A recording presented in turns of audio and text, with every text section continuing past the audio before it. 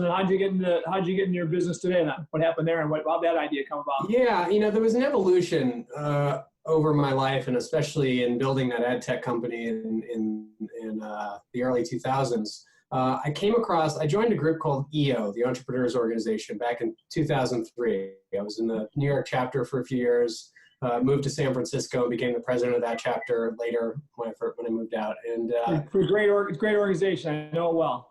Yeah, it is a great organization. I learned a lot. I'm no longer a member, but I was there for over a decade, probably 12 years. And one of the, you get introduced to so many different concepts and thought leaders and ideas. Like when I joined that, I had no idea about, how to structure and run a business. And I read the book, The Rockefeller Habits from Vern Harnish, and put that all into place. And was introduced to Dan Sullivan, a strategic coach. Yeah, Dan's awesome.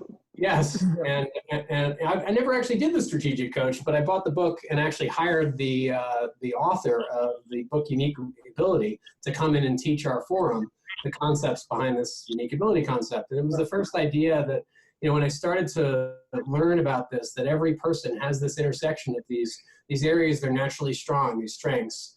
And then you also have these areas that energize you, that you have some passion for. When that Venn diagram comes together, that sweet spot is this place where you can, essentially now have the greatest opportunity for learning, growth, flow, development, potential, and your ability to produce value in the world. And something clicked there for me. I took the StrengthsFinder test and the Kolbe test, and I started asking people about myself, and I started looking at my employees through this lens about how can I support them in finding their unique ability and unlocking their potential. And so I found a lot of joy in that process, in both learning how to structure the business and then also this human element. Then a little bit later on, I met a guy named Simon Sinek, who's now had a very famous, has a TED Talk, great author. He's written a lot of great books. But I met him through EO 2 years before he did his now famous, 40 million plus view TED Talk at a global leadership conference event. And I was almost moved to tears by his message. It was just something that really resonated with me about this concept of why and purpose. And I think that combination of the unique ability concept and the concept of that businesses really, really make an impact and resonate with their customers and support their employees are oriented around some really clear, strong purpose, and everything they do is communicated from that place. That message really resonated for me. And so when it became time to start another company, I kind of I looked back on those two things. I said, I'm not going to start something that isn't really authentic to my why in the world, my purpose, and what I want to do, and that inherently is fulfilling in the process. And it took me about 2 years to figure that out. So what I did is I moved to San Francisco. I said, I don't know anybody. I'm going to start just adding value. I'm going to meet I joined the EO chapter. I became the membership chair. I doubled the size of the chapter in a year. I became the president. I started just meeting with people and offering my help from all I'd learned.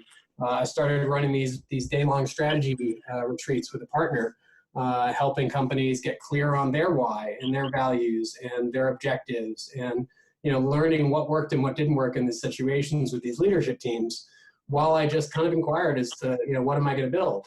And one of the things that I kind of kept coming back to was in that first ad tech company. I wasn't really passionate about what we were delivering to our customers. I mean, we built it; it was fun, it was interesting. Where I actually felt a sense of fulfillment was we were a scrappy little company that didn't have a lot of money after the .com crash, and so we couldn't pay high salaries. We would hire people who other companies maybe overlooked. They had a gap in their resume. They didn't have the right visa, needed sponsorship. They didn't go to the best school, but I could spot potential. And I would hire these people, and I derive a lot of fulfillment in helping them learn and grow and develop, and then be able to go to get a job paying twice as much as I could pay them. And so that was one of the things that I said, all right, well, how could I actually productize that and combine that with what I was learning with all these strategy retreats, where half of my clients, there was no lack of clarity as to what they wanted to do in the world and what the objective should be. But there was a big divergence between my clients who could go out and actually make it happen and the ones who couldn't. And I realized it really came down to their leadership, their culture, their people, because it's not the leadership team that's going to do all the execution, right? You have to get people aligned. You have to get people engaged. You have to support them in doing their best work, and is what we now say, being their best selves. And so all of that kind of came together in this idea of how could I actually build a software platform in a business that would help leaders create extraordinary companies by unlocking the potential of their people. And all of it happened. I've watched that. I don't know if you've ever seen that Steve Jobs commencement address where he talks about his 3 different lessons. It was from Stanford years ago. And one of them is he said, look, don't worry about the decisions you're making. Just follow your heart. He said, you can't connect the dots looking forward, but you're going to look back and see that all these things, and it's true for me. Yeah. I mean, had I not joined EO and found, the unique ability and the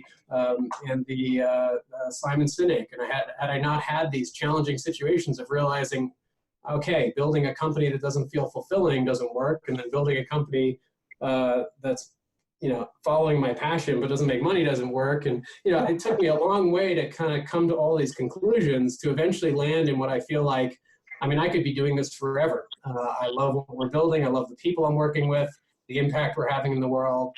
And it came through all this series of serendipitous lessons and sometimes hard lessons.